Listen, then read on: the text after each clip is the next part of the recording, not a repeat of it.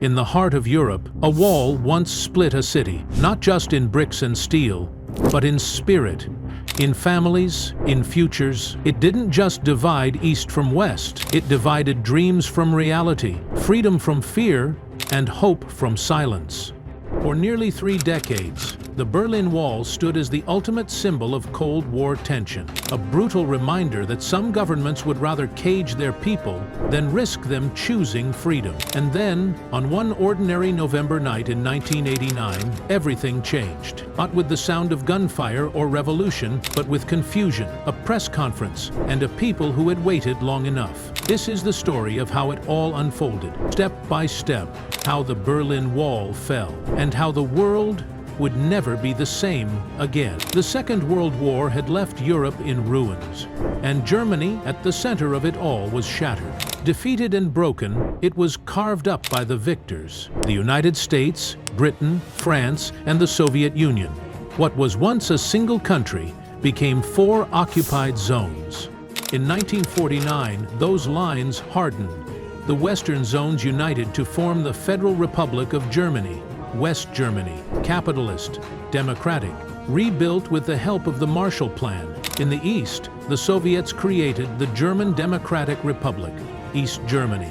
Communist, controlled, heavily surveilled. Berlin, the capital, was caught in the middle. Though the city itself sat deep inside Soviet territory, it too was divided. West Berlin under Allied control, East Berlin under the Soviets. The Iron Curtain had fallen, and Berlin was now its front line. For a while, people could still move between East and West Berlin. A train ride, a walk across the street, a quick visit. But for many, it was more than that. It was an escape route, and soon, the flood would begin. The 1950s were a decade of contrast. In the West, Germany was rebuilding, booming with new industries, growing freedoms, and a rising standard of living. In the East, life was different. Ration lines, government surveillance, fear of speaking too freely. Behind the slogans of socialist unity, millions felt trapped. So they left, by train, by bus, by foot. More than 3 million East Germans escaped to the West between 1949 and 1961. Most of them through one open door, West Berlin. It became the escape hatch of the East, a gateway to freedom. And East Germany was bleeding. Doctors, engineers, teachers, its best and brightest, were vanishing. The East called it a brain drain.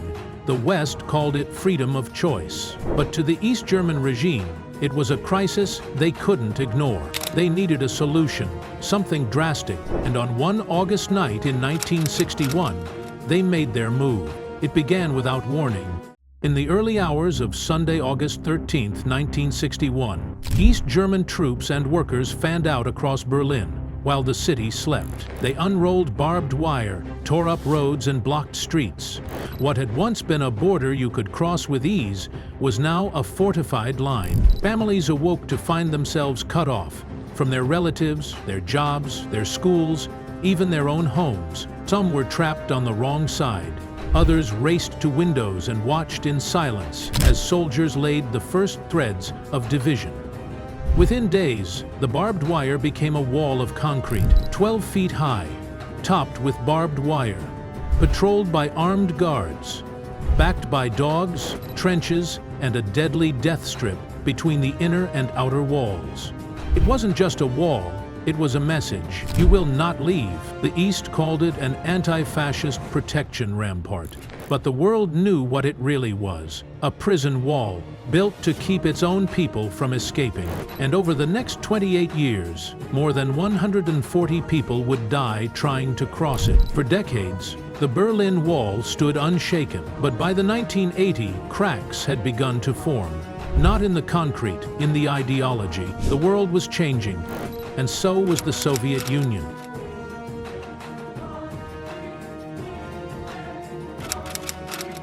Young, reform-minded, and unafraid to challenge the past, he introduced 2 revolutionary ideas: glasnost, openness; perestroika, restructuring, words that terrified hardline communists and inspired millions.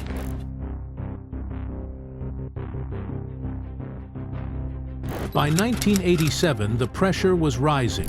That year, U.S. President Ronald Reagan stood at the Brandenburg Gate and delivered a challenge the world would never forget. Mr. Gorbachev, tear down this wall. It was bold. It was theatrical. But no one truly expected the wall to fall. Not yet. Still, protests grew. Underground groups began organizing. Dissidents found their voices, and slowly, people stopped being afraid. By the late 1980s, East Germany was struggling. The economy was collapsing.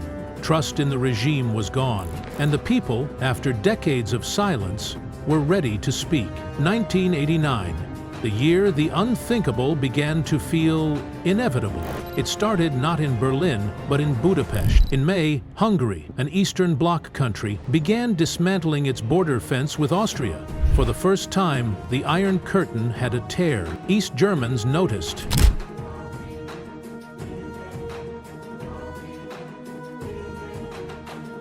Camps overflowed, trains were packed, the regime was humiliated. The floodgates were opening. Back in East Germany, the pressure exploded. In Leipzig, people gathered every Monday for silent protests. Just a few hundred at first, then thousands, then tens of thousands. By October, nearly 500,000 people filled the streets of East Berlin, chanting, "We are the people. We want freedom."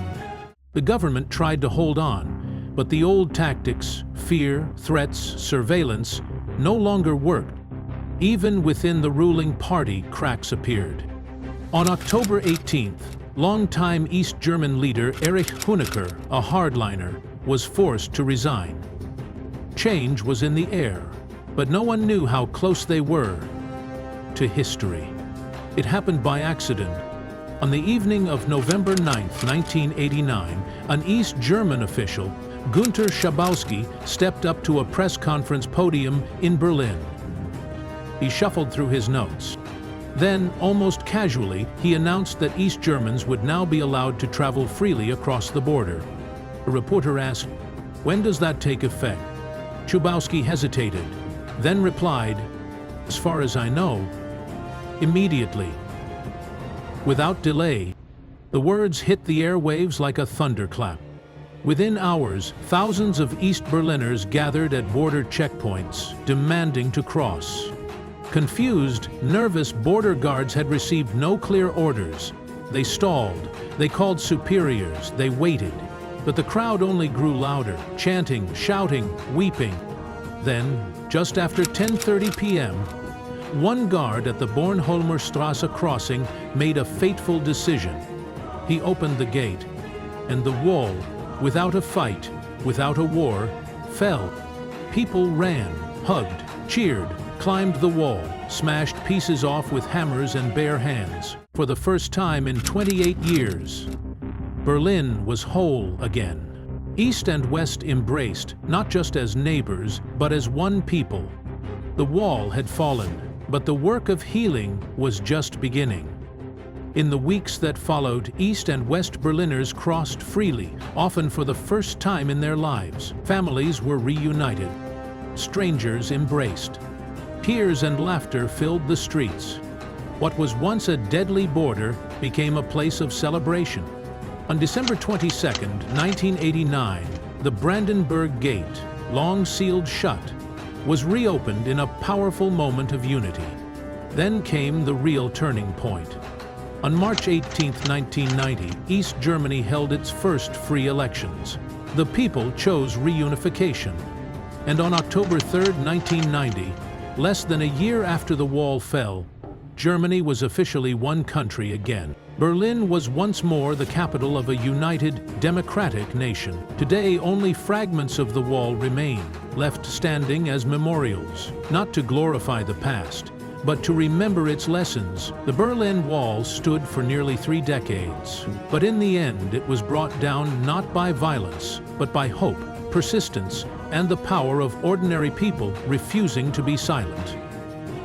The fall of the Berlin Wall wasn't just the collapse of concrete. It was the collapse of fear, a turning point in history, a moment when freedom broke through. If you found this story powerful, give it a like to help more people discover it. And don't forget to subscribe for more true stories that change the world, one moment at a time.